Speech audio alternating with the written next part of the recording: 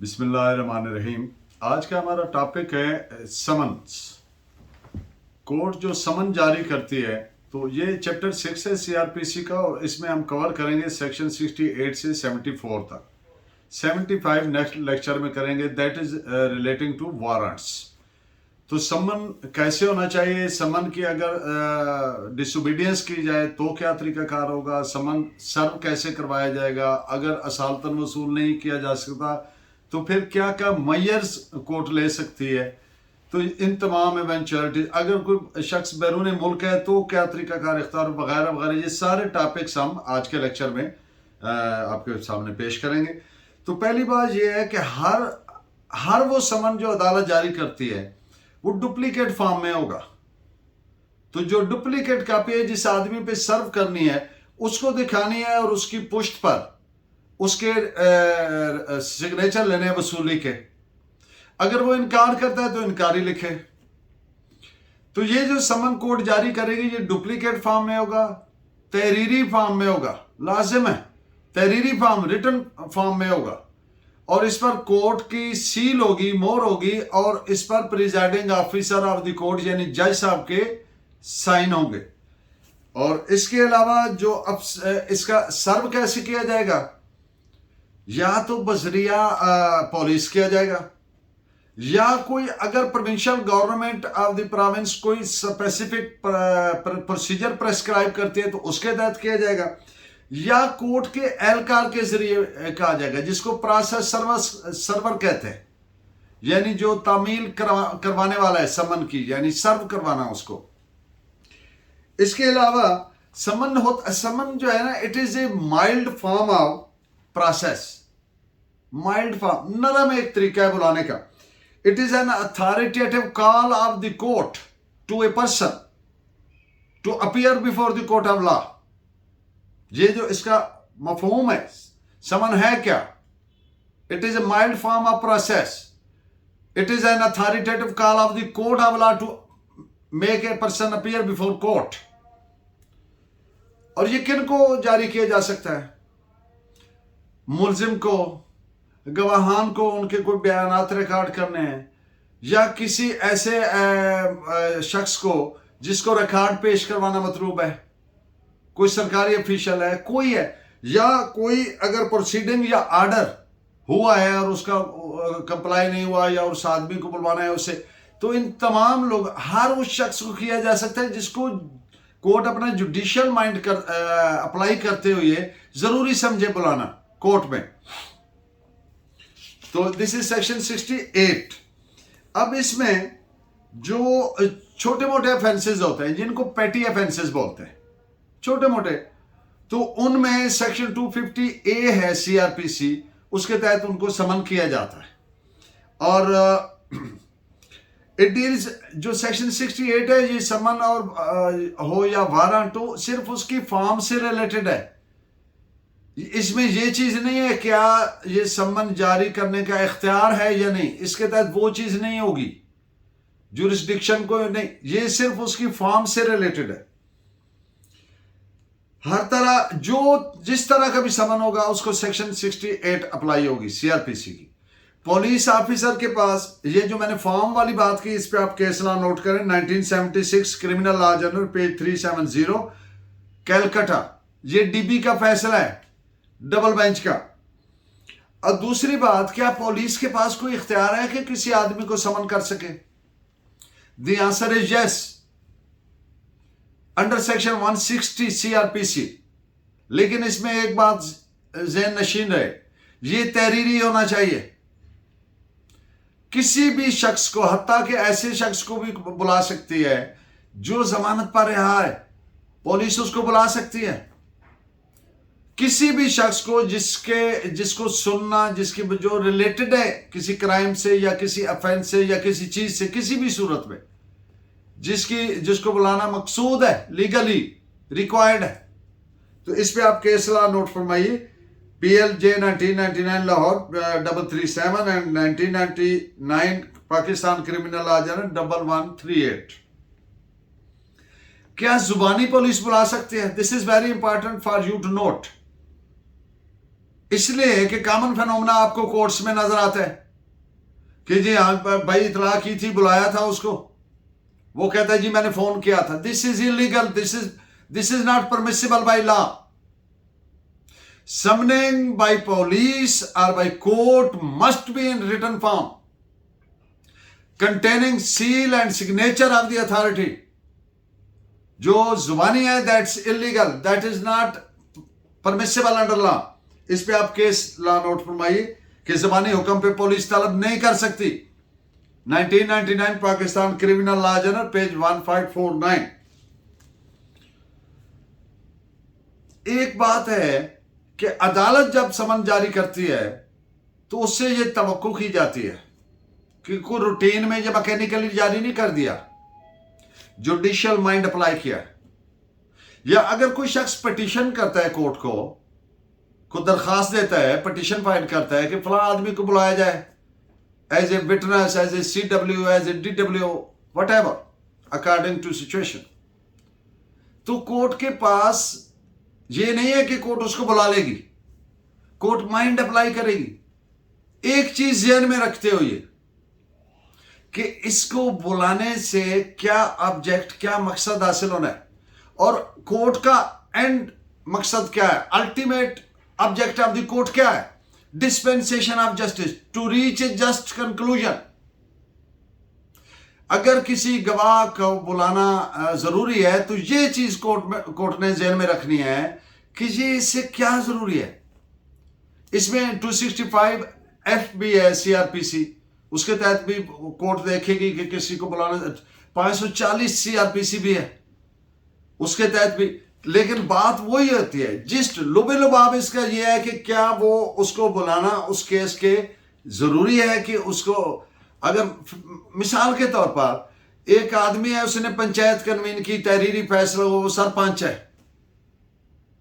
Police ने उसको अपने वो उसमें गवाह नहीं रखा। अब एक पार्टी ने दरखास्त दी कोर्ट को कि फलां आदमी ने ये सरपंच था, आर्बिटर था ऑफ दिस पंचायत कंसिलिएटरी प्रोसीडिंग, तो क्या उसको बोला। अब ये कोर्ट देखती है कि ये तो वो बंदा है जिसने सारा ये, तो ये जरूरी है इसको बुलाना, ये तो डिसइंटरेस्टेड था, ये दोनों फरीकैन, दोनों पार्टियों की रजामंदी से मुकर्रर हुआ था, तो ऐसा आदमी जरूरी है जो इंसाफ तक पहुंचने के लिए जरूरी है वो जुडिशियल माइंड अप्लाई करके बुलाए। ऐसे नहीं है कि रूटीन में बुला ले, हाँ चलें जी ठीक है बुला ले, नॉट लाइक दैट। इस पे आपके इस्लाह नोट फरमाइए 1994 PSC क्रिमिनल 768। अब ये जो मैंने बात की कि समन पे लाजिम है, तहरीरी है, मोर अदालत है, सिग्नेचर है। अब अगर वो तामील नहीं हुआ तो एक दूसरा मोड क्या हो सकता है, रजिस्टर्ड AD एक्नॉलेजमेंट रिसीट जिसमें मिलती है, रजिस्ट्री जिसको बोलते हैं, तो वो उसमें जो रजिस्टर्ड AD रिसीट होती है वो वापस कोर्ट में आती है। जो भी आगे फेट है, वसूल कर लिया, उसकी सिग्नेचर है, इनकारी है तो वो उसका, तो फिर इसके साथ एक और चीज भी लगाएगा, प्रोसेस सर्वर यानी तामीलिया। वो क्या है, वो अपना बयान हल्फी लगाएगा साथ, और आगे चल के मैं बात करूंगा। ये पर्सी एडमिसिबल है अगर उस कोर्ट की हदूद से बाहर कहीं हुआ है और प्रोसेस सर्वर अवेलेबल नहीं है, तो उसका जो एफिडेविट है वो पर्सी एडमिसिबल है, इसलिए कि वो पब्लिक सर्वेंट है जो एफिडेविट दे रहा है। तो इस पे 3 सेक्शन है, पूरी CRPC में सिर्फ 3 सेक्शन हैं, आगे चल के बात करते हैं। तो ये जो चीजें हैं, इस पे आप 2 फैसले लिखें। एक तो बात की ये दस्तखत और रजिस्टर्ड पोस्ट AD और ऐसे, इस पे 1985 Pakistan criminal law general page 128 and 1978 SCMR 185। और ये जो बात पर्सी एडमिसिबल है, इसमें इंडियन हाई कोर्ट का फैसला है AIR 1982 Allahabad page 44। Deputy of the court इसमें क्या है कि अगर कोई आदमी अपीयर नहीं होता, कोर्ट ने समन जारी किए, एक आदमी पे सर्व हो गए, तामील हो गई, उसके इल्म में आ गया, अब वो पेश नहीं हुआ तो क्या कॉन्सिक्वेंस है। पहली बात तो यह है कि disobedience of summon is an offence under section 174 PPC। दूसरी बात यह है कि court is never bereft of powers। Court can not be expected to become silent helpless spectator. Court can exercise other question measures to make him appear before court. Court कभी भी बेबस नहीं होती, तो इसलिए वो इस पॉइंट पे आप नोट फरमाइए। PLD 1984 supreme court page 428। जो समन होगा उसमें एक और चीज भी लिखी होनी जरूरी है, किस मकाम पर पेश होना है, कब पेश होना है, किस वक्त पेश होना है। और अगर किसी आदमी ने दरखास्त दिया है कि फलां आदमी को सीडब्ल्यू बुलाया जाए, तो कोर्ट के पास इख्तियार है, उसको बताओ डीडब्ल्यू बुला सकती है, भले वो इस्तेगासा ही क्यों ना हो। ये जो मैंने बातें की इन पे सुप्रीम कोर्ट का एक फैसला नोट कीजिए, 1986 SCMR पेज 1367।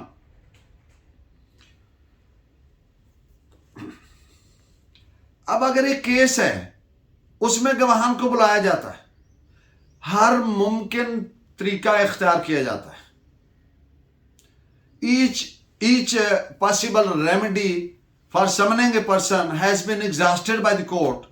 नहीं आ रहे गवाह, नहीं आ रहे, तो अब केस की क्या फेट हो गई, यानी केस अब नो एविडेंस, गवाह आ ही नहीं रहे, तो कोर्ट उस ऐसी सूरत में उसको बरी कर सकती है मुलजिम को। Because to proceed with the same, once there is no likelihood of conviction, आपको पता है, तो then to proceed with the same list to same case would amount to sheer wastage of time and prolonging of the agony of the accused persons। तो ऐसी eventuality में जब हर तरीका इख्तियार हो चुकता है समन करने का, तो गवाह नहीं आते, तो फिर कोर्ट उसको बरी कर देगी। इस पे केस लॉ नोट फरमाइए, 1992 1 BLJ 563 पटना। अब दूसरी सेक्शन 69, अगर एक आदमी जिसकी तामील करवानी है उसकी तामील नहीं हुई, तो उसको अगर मुमकिन हो तो उसी से करवाई जाए, अगर वो मुमकिन नहीं है किसी तरीके से, तो फिर उसके फैमिली के किसी मेल मेंबर से, फीमेल से नहीं, मेल मेंबर से। ये दिस इज सेक्शन 69। और उस जो डुप्लीकेट कॉपी उसको दिखाई जाएगी, उसके बैक पे उसके आई रिपीट के उसके साइन लिए जाने और वो कोर्ट में पेश होनी है। और अगर कोई सेक्शन 69 में एक इंटरलिया ये भी बात है, अब जिस आदमी को तलब किया गया वो किसी कंपनी में मुलाजिम है या किसी कारपोरेशन में मुलाजिम है, तो उसको कैसे बुलाया जाएगा। ऐसी सूरत में कंपनी के सेक्रेटरी को, लोकल मैनेजर को, या जो लोकली जो प्रिंसिपल ऑफिसर उसको, या कंपनी के हेड ऑफिस में कंपनी का जो हेड है उसको समन किया जाएगा, to make that person appear before that court on फलां डेट, फलां मकाम, फलां जगह, फलां टाइम। और उस पे केस का भी टाइटल होगा कि इस केस में। तो ये this is section 69, gist of section 69।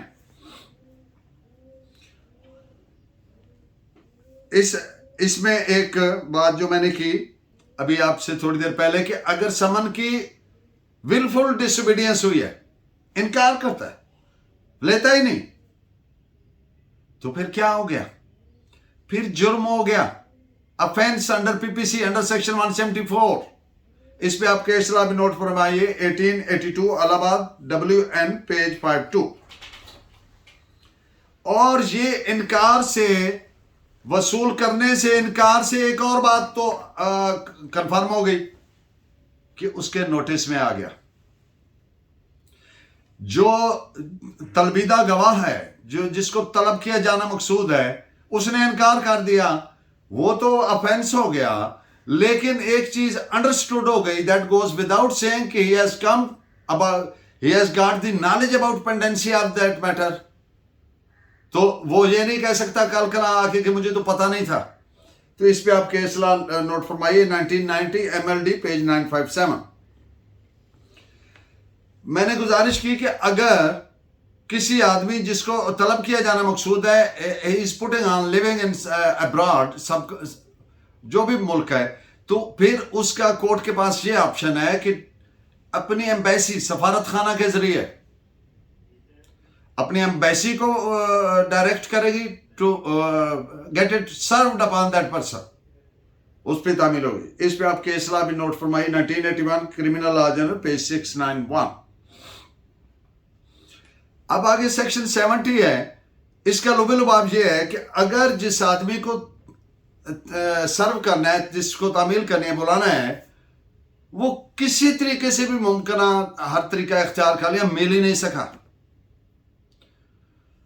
तो उसकी फैमिली मेंबर जो मेल मेंबर है उसको डुप्लीकेट वो जो कापी है समन की वो दिखा के उसकी तामील करवानी है। अगर इनकार करे तो इनकार लिखना है, अगर तामील करे तो उसकी बैक पे उसके साइन करना है। अगर इनकार है तो मुनासिब ये है कि वहां पे अगर कोई और आदमी मौजूद है तो उनकी भी नाम लिखे कि इनकी मौजूदगी में ये इसने इनकार किया है। इसको कहते हैं सब्सटीट्यूटेड सर्विस। ये जो खुद उस पर्सन पे इन पर्सन तामील नहीं हो सकी, उसकी जगह पे दूसरी पे हुई, तो सब्सटीट्यूटेड सर्विस में भी वो सारे प्री रिक्विजिट समन्स के पूरे होने जरूरी हैं जो अर्लियर हमने बात की। इस बात पे सब्सटीट्यूटेड सर्विस वाली AIR 1932 कैलकाटा पेज 62। और दूसरी बात के जो मैंने थोड़ी देर पहले बात की कि एफिडेविट देगा प्रोसेस सर्वर। अब एफिडेविट दिया, जिस आदमी की तामील करवानी थी वो दूसरे जिला में या उस अदालत की जुरिस्डिक्शन से बाहर है और अब वो तामीलिया भी इन पर्सन उस डेट पर मौजूद नहीं है, तो क्या ये affidavit could be considered in evidence? The answer is yes. Public servant ने ये सबमिट किया है और ये पर्सी एडमिसिबल। पर्सी का मतलब होता है on the face of it, जैसे ही है ये, और इसका जो कंटेंट है shall be deemed to be correct, ये दुरुस्त है। तो इसमें इस पे आप नोट फरमाइए केस लॉ सुप्रीम कोर्ट का फैसला है 1985 SCMR पेज 1228। ये जो मैंने पहले बात की कि औरत पे तामील नहीं करनी है, औरत पे नहीं सर्व करना फैमिली मेंबर के तौर पर, तो इस पे केस लॉ इंडियन फैसला है AIR 1926 लाहौर पेज 50।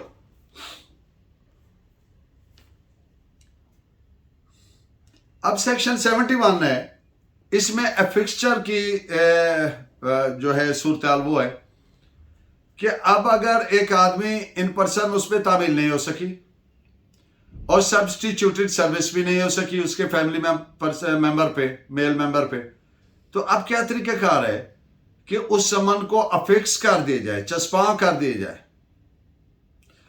कहां पे? उसके घर के बाहर किसी परमानेंट जगह पे, मेन गेट है उसके ऐसी जगह पे जहां पे जो भी जाता है तो उसको नजर आए। तो ये it is provided by section 71 CRPC। तो ये सिर्फ 71 सिर्फ तब एक्सरसाइज करनी है फिक्चर वाली जब सेक्शन 68, 69, 70 एग्जॉस्ट हो चुकी हो और तामील ना हो सके किसी भी तरह से, तो then 71 CRPC can be resorted for. अब इस पे ये जो मैंने अर्ज किया कि सिर्फ उस सूरत में हो सकती है जब पहली, इस पे आप केस लॉ लिखें 1985 SCMR पेज 1228। ये जो ऑर्डर 5 है रूल 17 CPC, वो भी समनिंग ऑफ विटनेस से रिलेटेड है और ये जो सेक्शंस हैं ये उससे मिलते जुलते हैं, दोनों को बेनिफिशियली एक दूसरे के लिए देखा जा सकता है। It is provided by judgement AIR 1931 Patna page 160। ये जो अफिक्सचर हो गया, चस्पांदगी होगी, चस्पा कर दिया गया समन को, it shall be deemed to have been served, जैसे तामील हो गई। इसका मकसद यही कानून in the eye of law यही तस्वर होगा। इस पे आप केस लॉ नोट फरमाइए AIR 1970 कैलकाटा पेज 244। अब सेक्शन 72 है सरकारी मुलाजमों पे, कंपनी कारपोरेशंस, उनमें से किसी आदमी पे अगर सर्व करना है तो उसका क्या तरीकाकार है। तो समन तो वैसे ही होगा जैसे अर्लियर हमने कहा, ये प्री रिक्विजिट्स हैं उसके, अदरवाइज वो प्रॉपर नहीं है, वो उसकी लीगल हैसियत नहीं है। तो हेड ऑफिस जहां वो मुनासिब है कि वो डिपार्टमेंट के जरिए, वैसे भी कोर्ट के लिए ये मुनासिब है कि कोर्ट थ्रू डिपार्टमेंट करे, सरकारी मुलाजिम की या कंपनी मुलाजिम की, कारपोरेशन मुलाजिम की। और पार्टी पे ना बोझ डाले कि आप जो खुद इसकी जिम्मेदारी ले लें, आप बुलाएं उसका। No no, not at all. The proper course for the court is to get the process serve through its department. उसके प्रिंसिपल ऑफिसर को, हेड ऑफिस को बताए, डिपार्टमेंट में प्रिंसिपल ऑफिसर को बताए कि ये समन उस पर सर्व कराए, to make him appear before court. उसी तरह से वापस आएंगे समन, उनकी पोस्ट पे रिपोर्ट होगी प्रोसेस सर्वर की, और ये जो रिपोर्ट होगी और ये जो एफिडेविट होगा, ये एविडेंस का ऐसा तस्वर होंगे, ड्यू सर्विस तस्वर होंगे एविडेंस में। ये जो मैंने गुजारिश की कि दुरुस्त तरीका ये है कि डिपार्टमेंट के जरिए मुनासिब सेफ तरीका ये है, तो इस पे केस लॉ नोट फरमाइए। 2 जजमेंट्स हैं, 2020 Pakistan criminal law journal 242 and 1980 Pakistan criminal law journal page 86। इसमें एक वर्ड यूज हुआ है, ऑर्डिनरीली सेंड इट।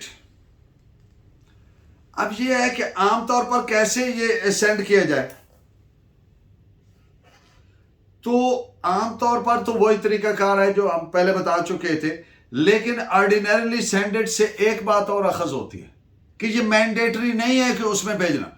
अगर मजबूरी हो तो उसके अलावा जो है वो तामील का प्रोसेस कोई सा भी ऑर्डिनरी कैसे है कि डिपार्टमेंट के जरिए। ये किस सेंस में बात हो रही है, कारपोरेशन, डिपार्टमेंट, सरकारी मुलाजिम, कंपनी मुलाजिम, उनको डिपार्टमेंट के जरिए करने। अब सूरत हाल कोई ऐसी है, ऑर्डिनरीली आमतौर पर तो ऐसे किया जाएगा, लेकिन अगर कोई एक्सेप्शनल केस है, कोई ऐसी इवेंचुअलिटी है, कोई मजबूरी है, उस तरीके से नहीं किया जा सकता, तो फिर उस आदमी पे डायरेक्ट समन जैसे किसी प्राइवेट आदमी पे किए जाते हैं सर्व किए जा सकते हैं, उसमें कोई इलीगैलिटी नहीं होगी। इस पॉइंट पे केस लॉ लिखिए, 1971 Allahabad criminal law journal page 358। अगर कोई आदमी this is section 73, service of summons outside local limits. तो अगर कि अदालत की हदूद से बाहर है तो एक तो उसी तरीके से उसको डायरेक्ट सर्व किया जाए। दूसरा तरीका यह भी है जो ज्यादा सेफ है, बेहतर है, कि वहां के कंसर्न्ड मैजिस्ट्रेट को, मैजिस्ट्रेट साहब ये अदालत अपने वो समन भेजे और वो उसको इंश्योर करें उसकी तामील करवाना। लेकिन अगर ये भी एक्सरसाइज हो गया, नहीं हुआ, तो फिर दूसरा मोड क्या आ जाता है, रजिस्टर्ड एडी। तो रजिस्टर्ड एडी के जरिए वो रजिस्ट्री भेजी जाएगी उसके एड्रेस पे, जिसकी वो एडी रिसीट साथ, एक्नॉलेजमेंट रिसीट साथ होती है, वो आ जाएगी कोर्ट में, उसकी रिपोर्ट आ जाएगी, and it shall be deemed to have been served. और फिर भी नहीं हाजिर हुआ तो फिर एक और मोड क्या है, प्रोक्लेमेशन, अखबार इश्तिहार जिसको कहते हैं। फिर उसके जरिए जब अखबार इश्तिहार हो गया तो फिर यही it shall be deemed to have been served. तो इस पे आप केस लॉ लिखिए, 1985 Pakistan criminal law journal page 128। जो सर्विंग प्रोसेस है, जब तामीलिया ने रिपोर्ट सबमिट की, this is we are talking about now section 74 CrPC. अगर अदालती हदूद से बाहर तामील हुई, पर्टिकुलर इस पे सेक्शन है, तामीलिया तारीख पेशी पर मौजूद नहीं है, उसका दिया गया एफिडेविट जो है शैल बी एडमिसिबल इन एविडेंस, और उसका कंटेंट दुरुस्त तस्वर होगा, और एफिडेविट जो है वो जो डुप्लीकेट दिया जाता है वो लेकर गया था तामील के लिए, उसके साथ ही अटैच कर देगा और पर्ची एडमिसिबल होगा। ये इसका लोबे लुबाब है। अब एक बात आप ध्यान में रखिए कि सेक्शन 74, 526 एंड 539 ए सीआरपीसी, पूरी सीआरपीसी में सिर्फ ये 3 सेक्शंस हैं जिनके तहत कोई एफिडेविट इन एविडेंस पर्ची एडमिसिबल हो सकता है। तो इस पे आप केस लॉ लिख लीजिए, 1986 Pakistan criminal law journal page 2965। 539 ए में है, अगर हाई कोर्ट में कोई पटिशन, कोई दरखास्त दी है किसके खिलाफ, किसी सरकारी मुलाजिम के खिलाफ, तो फिर 539 ए के तहत वो एफिडेविट जो है वो पर्ची वो एडमिसिबल तस्वर होगा। और दूसरी बात, अगर हाई कोर्ट से नीचे किसी कोर्ट में दी है किसी, तो फिर सिर्फ सेक्शन 539 है सीआरपीसी, उसके तहत होगा। ये इस जो मैंने जजमेंट लिखवाई आपको, इसी में ये सारी बातें आपको मिल जाएंगी। इन 3 सेक्शंस के अलावा बयान अल्फी लीगल एविडेंस तस्वर ना होगा। ये 3 सूरत के अलावा कभी भी वो लीगल एविडेंस नहीं होगा जब तक कि वो बंदा मौजूद नहीं है और उस पर क्रॉस नहीं होता। इस पे आप लिखें PLD 1984 लाहौर पेज 450। और इन द एंड मैं ये 2 और जजमेंट, एक सुप्रीम कोर्ट की जजमेंट है, एक हाई कोर्ट की जजमेंट है। एविडेंशियरी वैल्यू क्या है? सिर्फ ये 3, there are only 3 situations in CRPC, that is section 74, 526 and 539 और 539A, वो यानी एक ही हो गए, according to which a fact में got be proved by affidavit. यानी एक फैक्ट प्रूव हो रहा है एफिडेविट के जरिए और बंदा मौजूद नहीं है, डेपोनेंट मौजूद नहीं है, यानी बयान अल्फी देने वाला वो मौजूद नहीं। It follows that an affidavit not covered by this section is not legal evidence. इसके अलावा अगर कोई भी एफिडेविट है तो उसको लीगल एविडेंस नहीं तस्वर किया जाएगा। PLD 1990 supreme court page 83 and 1995 Pakistan criminal law journal 1838। In the end, very important point for the subcontinent specially, यहां पे एक कॉमन प्रैक्टिस है और जितना बैकवर्ड वो एरिया इतनी ज्यादा है, सोनिया कसम कुरान और या जो कोई और बाइबल या कोई रेस्पेक्टिव जो भी मजहब है उसकी वो किताब, तो क्या पुलिस ऐसा कर सकती है? क्या ये लीगल है या इसको कोई इख्तियार है पुलिस को? The answer is not at all. It is not legal. Neither they have any power, nor they can proceed. कसम कुरान, सौ नियाम, बाइबल पे, कुरान पे, जो अगर कोई ईसाई है तो उनका, this is not allowed by law in criminal cases. और इस पे आर्टिकल 163 ऑफ द कानून शहादत is also saying the same, वो भी यही प्रोवाइड करता है। तो इस पे आप नोट फरमा लीजिए, जजमेंट भी लिखे 1995 Pakistan criminal law journal page 183। ये कुरान पर कसम न्या सौ न्या आप दे दे, ये उनके इसके तहत नहीं कर सकते इन्वेस्टिगेशन पुलिस वाले। This is illegal, this is not the requirement of law, it is rather prohibited by article 163 of evidence act कानूनी शहादत। Hope my lecture remains beneficial for you. Please continue guiding me by your comments, by your valuable by calls. So Allah Negaban, soon in the next lecture we will be discussing about warrants, that is section 75. So keep in touch with me. Thank you very much.